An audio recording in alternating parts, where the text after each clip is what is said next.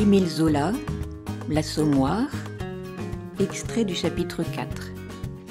Le soir, Gervaise avouait franchement en riant qu'elle en serait tombée malade si on l'avait empêchée d'avoir la boutique. Toutefois, avant de dire « c'est fait », elle voulait emmener Coupeau voir les lieux et tâcher d'obtenir une diminution sur le loyer. « Alors, demain, si ça te plaît, dit son mari, tu viendras me prendre vers 6 heures à la maison où je travaille rue de la Nation, et nous passerons rue de la Goutte d'Or en rentrant. » Coupeau terminait alors la toiture d'une maison neuve à 3 étages. Ce jour-là, il devait justement poser les dernières feuilles de zinc. Comme le toit était presque plat, il y avait installé son établi, un large volet sur 2 tréteaux. Un beau soleil de mai se couchait, dorant les cheminées, et tout là-haut, dans le ciel clair, l'ouvrier travaillait tranquillement son zinc à coups de cisaille, penché sur l'établi, pareil à un tailleur coupant chez lui une paire de culottes. Contre le mur de la maison voisine, son aide, un gamin de 17 ans, fluet et blond, entretenait le feu du réchaud, en manœuvrant un énorme soufflet dont chaque haleine faisait envoler un pétillement d'étincelles. « Hé, Isidore, mets les fers !» cria Coupeau. L'aide enfonça les fers à souder au milieu de la braise, d'un rose pâle dans le plein jour. Puis il se remit à souffler. Coupeau tenait la dernière feuille de zinc. Elle restait apposée au bord du toit près de la gouttière. Là, il y avait une brusque pente, et le trou béant de la rue se creusait. Le zingueur, comme chez lui, en chaussons de lisière, s'avança, traînant les pieds, sifflotant en l'air d'oé les petits agneaux. Arrivé devant le trou, il se laissa couler, s'arc-bouta d'un genou contre la maçonnerie d'une cheminée, resta à moitié chemin du pavé. Une de ses jambes pendait. Quand il se renversait pour appeler cette couleuvre de Zidore, il se rattrapait à un coin de la maçonnerie, à cause du trottoir là-bas sous lui. « Sacré lambin, va! Donne donc les fers! Quand tu regarderas en l'air, bougre déflanqué!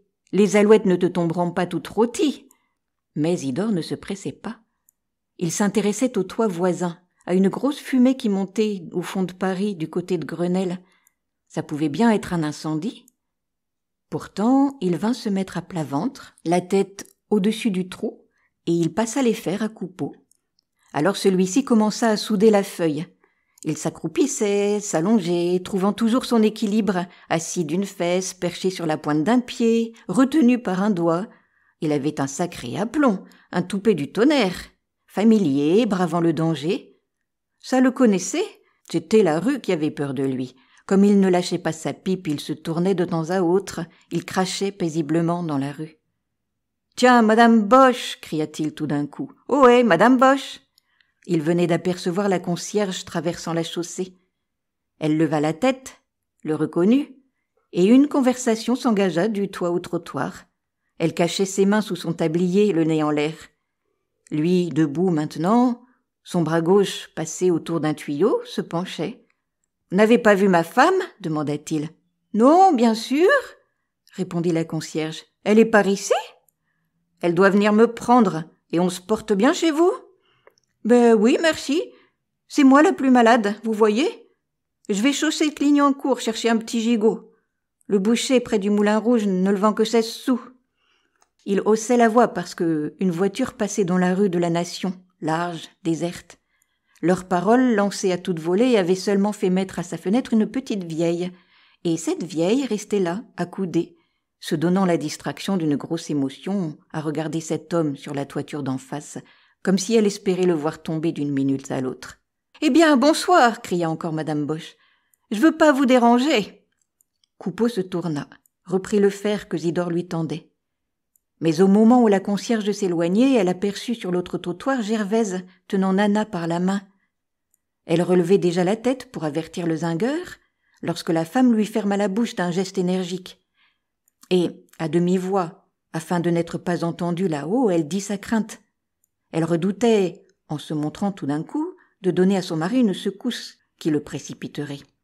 En 4 ans, elle était allée le chercher une seule fois à son travail. Ce jour-là, c'était la seconde fois. Elle ne pouvait pas assister à ça. Son sang ne faisait qu'un tour quand elle voyait son homme entre ciel et terre, à des endroits où les moineaux eux-mêmes ne se risquaient pas. « Sans doute ce n'est pas agréable, » murmura Madame Boche. « Moi, le mien est ailleurs, je n'ai pas ces tremblements. Si vous saviez, dans les premiers temps, dit encore Gervaise, j'avais des frayeurs du matin au soir. Je le voyais toujours, la tête cassée, sur une civière. Maintenant, je n'y pense plus autant. On s'habitue à tout. Il faut bien que le pain se gagne. N'importe, c'est un pain joliment cher, car on y risque ses os plus souvent qu'à son tour. Elle se tut, cachant Nana dans sa jupe, craignant un cri de la petite. Malgré elle, toute pâle, elle regardait. Justement, Coupeau soudait le bord extrême de la feuille près de la gouttière. Il se coulait le plus possible, ne pouvait atteindre le bout. Alors, il se risqua avec des mouvements ralentis des ouvriers, pleins d'aisance et de lourdeur. Un moment, il fut au-dessus du pavé, ne se tenant plus tranquille à son affaire. Et d'en bas, sous le fer promené d'une main soigneuse, on voyait grésiller la petite flamme blanche de la soudure. Gervaise, muette, la gorge étranglée par l'angoisse, avait serré les mains, les élevées d'un geste machinal de supplication, mais elle respira bruyamment. Coupeau venait de remonter sur le toit sans se presser, prenant le temps de cracher une dernière fois dans la rue. « On moucharde donc !» cria-t-il gaiement à l'apercevant.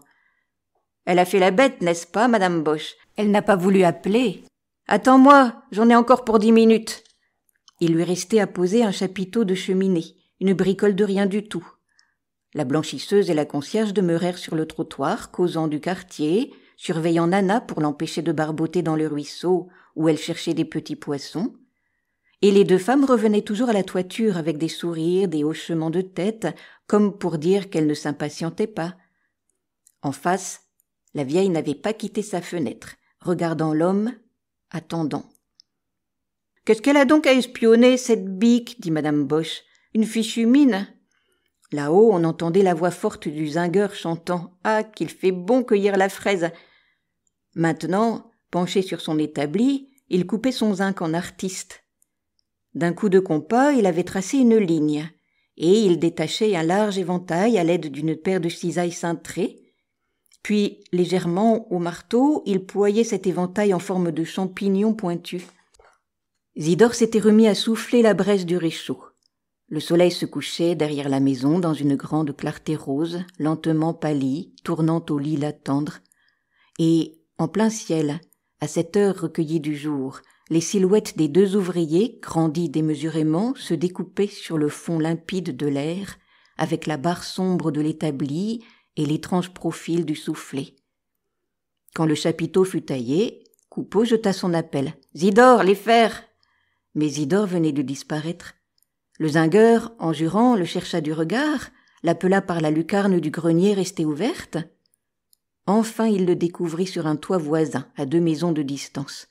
Le galopin se promenait, explorait les environs, ses maigres cheveux blonds s'envolant au grand air, clignant les yeux en face de l'immensité de Paris.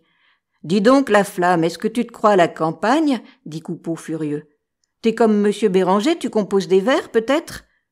Veux-tu bien me donner les fers ? A-t-on jamais vu se balader sur les toits ? Amène-y ta connaissance tout de suite pour lui chanter des mamours. Veux-tu me donner les fers, sacré andouille ?» Il souda, il cria à Gervaise. « Voilà, c'est fini, je descends !» Le tuyau auquel il devait adapter le chapiteau se trouvait au milieu du toit. Gervaise, tranquillisée, continuait à sourire en suivant ses mouvements. Nana, amusée tout d'un coup par la vue de son père, tapait dans ses petites mains. Elle s'était assise sur le trottoir pour mieux voir là-haut. « Papa ! Papa !» criait-elle de toute sa force. « Papa, regarde !» Le zingueur voulut se pencher, mais son pied glissa. Alors brusquement, bêtement, comme un chat dont les pattes s'embrouillent, il roula. Il descendit la pente légère de la toiture sans pouvoir se rattraper. « Nom de Dieu !» dit-il d'une voix étouffée, et il tomba. Son corps décrivit une courbe molle, tourna 2 fois sur lui-même, vint s'écraser au milieu de la rue avec le coup sourd d'un paquet de linge jeté de haut. Gervaise, stupide, la gorge déchirée d'un grand cri, resta les bras en l'air.